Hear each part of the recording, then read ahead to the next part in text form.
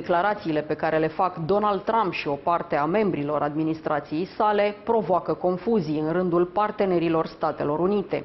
Ce se întâmplă cu angajamentele față de prieteni și cine mai sunt dușmanii în momentul de față? Întrebările de acest gen sunt perfect justificate. Totuși, într-o perioadă precum cea de acum, calmul și răbdarea sunt valoroase.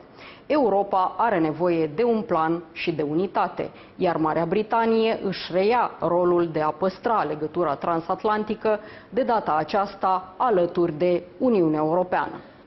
Giles Portman este ambasadorul Regatului Unit la București și discutăm împreună despre continuarea unei relații care pare deteriorată, dar sigur nu se va rupe. Sunt Cristina Cileacu, începe Pașaport diplomatic.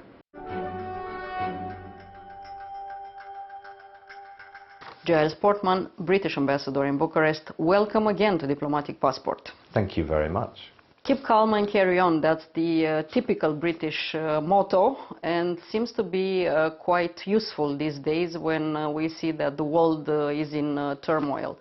The British position is quite clear.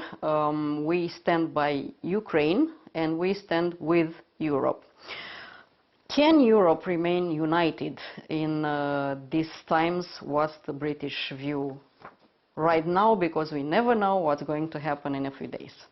Well, I think Europe is remarkably united at the moment and has been throughout the Ukraine conflict. I think it's becoming actually more united.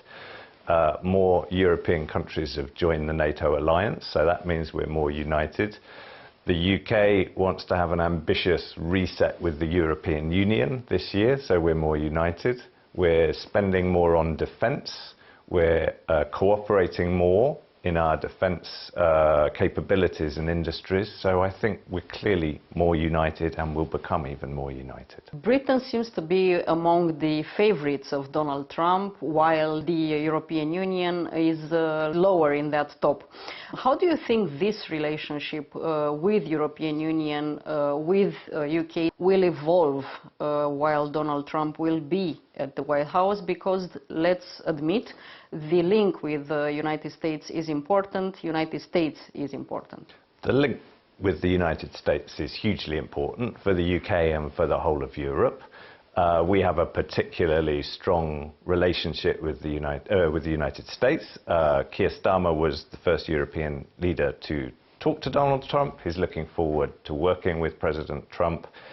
He's visiting him in Washington next week. So we think that the UK can play a particularly important role in making sure that our allies in America and our allies in Europe stick as closely together as we can.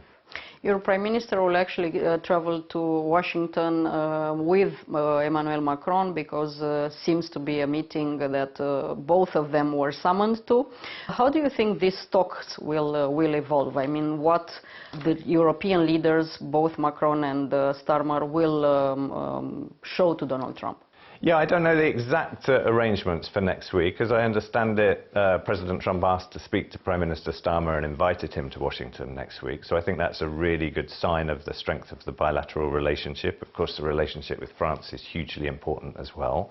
And I think that's a really important moment to cement that solidarity between America and Europe and talk about how we can help move this awful war in Ukraine forward to a peaceful conclusion, but a durable conclusion as well that respects Ukrainian sovereignty and territorial integrity. Looks like the ideas of Russia are floating back to the surface, and a big supporter of these ideas seems to be Donald Trump.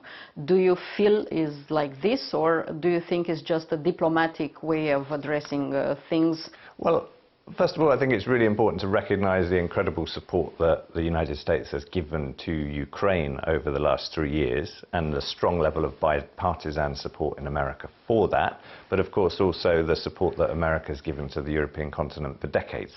What's been very clear, and it shouldn't have come as a surprise because President Trump signaled this repeatedly, is that he expects Europe to do more. and we actually agree with him. Europe does need to take more responsibility for its own defence and security, but it is doing that now. I think that's the really important thing to stress. So already about 2/3 of the support provided to Ukraine is European support. Over half of the military support provided to Ukraine is European support, but we will have to go further, and we're ready to do that.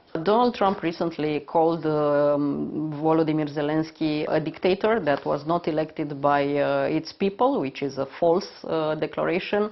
Your Prime Minister actually contradicted Donald Trump with this, in this regard. Do you think Donald Trump will still prefer to talk with your Prime Minister?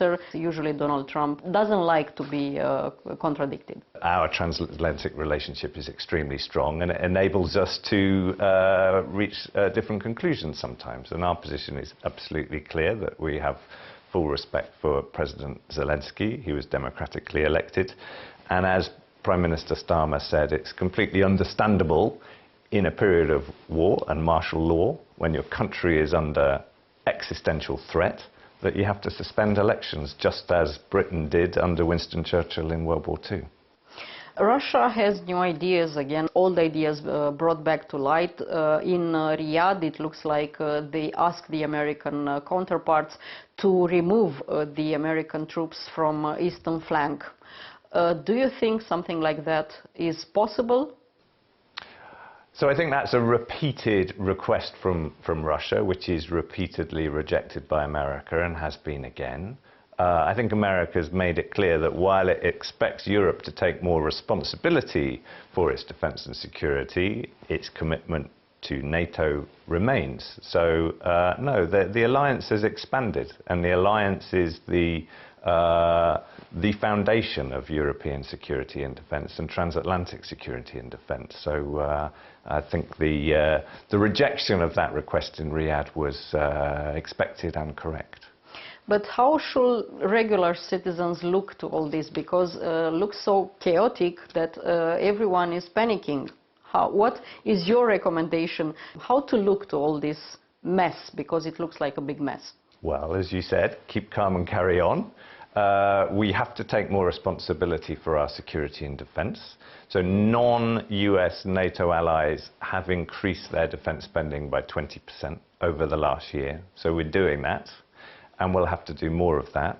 And we'll have to work together more as European allies, as we are right now, for example, with exercise Steadfast Dart. We have 10,000 NATO allied troops exercising together in Romania. They're European allied troops. The Americans are not involved. So that's the perfect example of us taking responsibility, sticking together.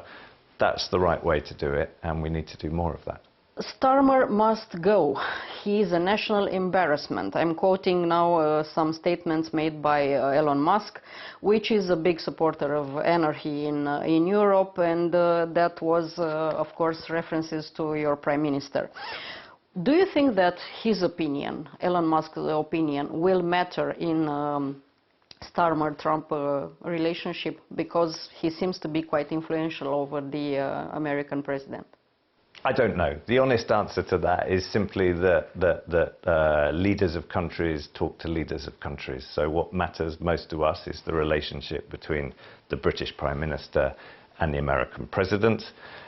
Warm words have been exchanged in both directions. As I said, Keir Starmer was the first European leader to speak to Donald Trump. He's been invited to Washington. That's the relationship that matters. The British are willing to send troops to Ukraine if a truce is signed at the highest level.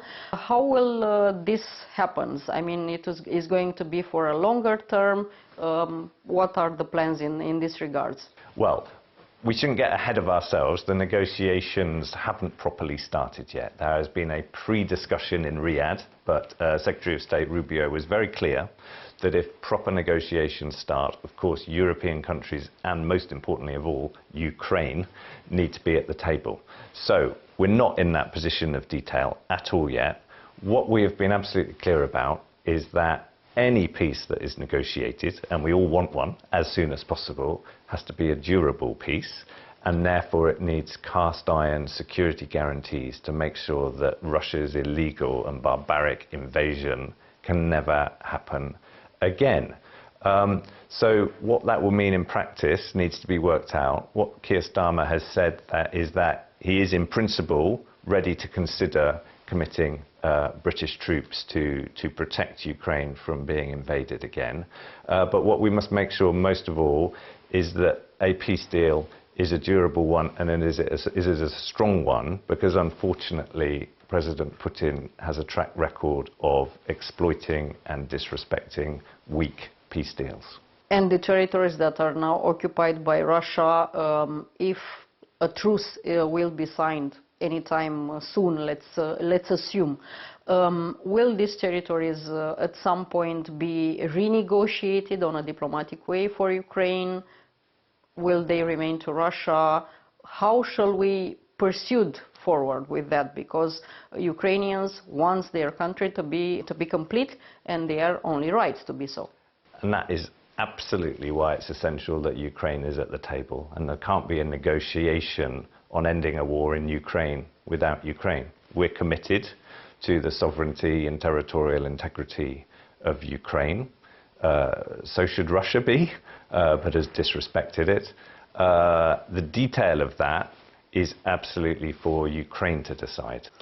At the level of European Union, there is a vivid discussion about creating an European army, maybe at some point including as well the Ukrainian army. Is it any discussion regarding the British army, because it's also part of Europe, not part of European Union, but so is Ukraine? Well, we have an allied army in Europe. We have the alliance of NATO. So we've talked about a European army on and off for decades, but it's never been formally proposed. It's never been pursued with any great enthusiasm, and it's not something that the UK would be signing up to, because we believe that we have the bedrock of European security already. It's NATO. It's working very well. It's actually expanding because countries see that that's the security umbrella that gives them the stability and guarantees that they need. So we should be doubling down on strengthening NATO at this time. Being ambassador in Romania, of course, you have discussions as well with your counterparts here, with our authorities. Do you see the right track in this situation created now with our American partner? Yeah, of course, we have a very close relationship with the American embassy here, but my primary role as ambassador of the UK in Romania is to talk to the Romanian authorities, and we have an extraordinarily close relationship with Romania. We signed a new defence treaty with Romania in London last November. We have 2,500 British troops in Romania at the moment, at the invitation of Romania, exercising in this exercise Steadfast Dart, which is demonstrating how quickly and effectively NATO troops can move from the west of Europe right up to the eastern flank. We're cooperating with several other European nations in doing that. So I think that's a really fantastic example of the strength of allied response to the threats that we currently perceive. The United Kingdom is also training Ukrainian soldiers with the help of other allies and partners of NATO in United Kingdom. Why is UK so involved, and always was historically, in this counterbalancing the Russian power in Europe? Well, for two reasons. Firstly, because we perceive that the threat to any European country is a threat to the UK. So European security is our security, and if we don't stand up for the sovereignty and the territorial integrity of Ukraine, that will send a message that other countries are potentially threatened, so we need to be strong, but also from a very important moral point of view, I think. So the invasion of Ukraine, and we're coming up to the 3rd anniversary, was an absolutely barbaric invasion of a sovereign country, breaking international law. Millions of Ukrainians have been displaced, thousands and thousands killed. There have been war crimes committed, children deported, women sexually attacked, civilians executed, prisoners of war tortured. This cannot be tolerated in Europe in the 21st century, and that's why I'm really proud that we stand up for Ukraine, but we also stand up for European values. The message you just said, it's perfectly correct, but then again it somehow doesn't reach most of the population of Europe, because we also see this big wave of disinformation and declaration like the one made only yesterday by Donald Trump, saying that Zelensky kind of started the war, not Vladimir Putin, are becoming the new truth. But it does reach the majority of Europe, I think. So, I mean, I saw polling just this morning in the UK where, 97% of Britain in the UK actually think that Russia started this war, which it did, and back Ukraine. And if you see the efforts that European countries are making to increase their defence spending, we're actually offering more to Ukraine than we committed. So the UK committed £3 billion to Ukraine this year. We're giving £4.5 billion. NATO collectively said it could muster 40 billion. It's providing 50 billion. So actually, I think the actions of politicians across Europe, which are based on public support and public opinion, are remarkably strong. And how come we don't communicate them well enough in order to, convince the American partner that Europe is doing already its job? We just have to repeat these facts. I don't know why they don't get through, but we have to repeat the facts because the facts are very clear.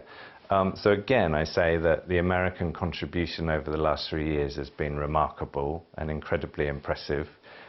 We understand and support the message from Washington that Europe needs to do more and take more responsibility. But the third message is that we are clearly doing that already.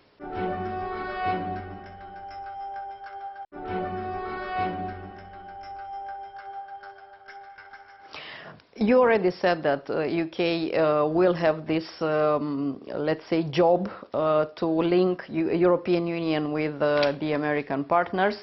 But how do you see the Europe as a whole, as a continent, when it comes to the superpowers reaction towards United States, Russia, China, and everything is happening right now in the world?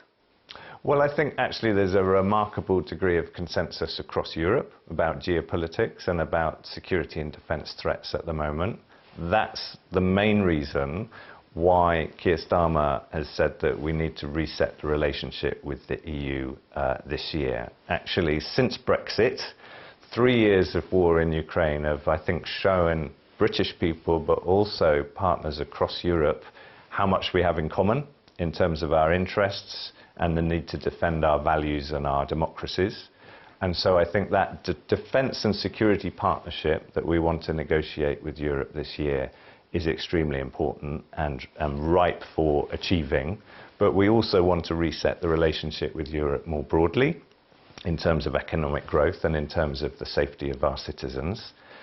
That's harder because of the Ukraine war. It's hit all our economies, but it's also more necessary than ever because we will need to spend more money on defence and we will need to find that money from somewhere, which means growing our economies. So reducing barriers to trade between the UK and the EU is not only in Britain's interests, in Romania's interests, but it's actually really necessary now because of the geopolitical context. To quote Volodymyr Zelensky, Donald Trump bring back in the center of attention Vladimir Putin and Russian Federation. How shall the reaction of Europe should be towards Russia? So we need to achieve peace through strength, and we need to recognize that this war is not an endless war, and that the war is having a devastating impact on Russia.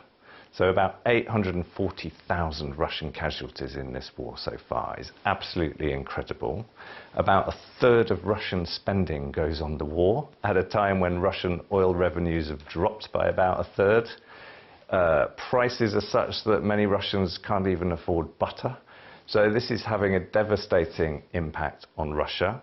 That's why it's so important that we first of all remain strongly united in our defence and security and spend more on defence and support Ukraine militarily. It's also important that we continue our sanctions against Russia, and we are announcing new sanctions this week.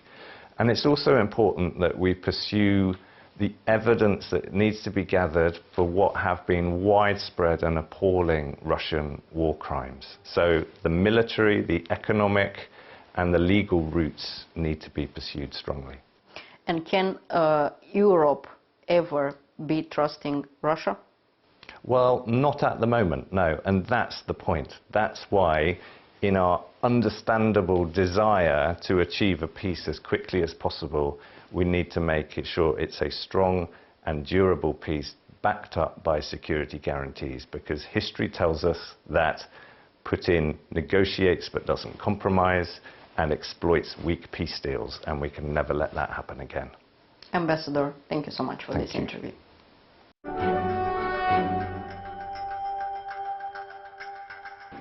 Atât pentru astăzi, dar rămânem în continuare online pe pagina de Facebook a emisiunii și pe conturile noastre de X și Instagram.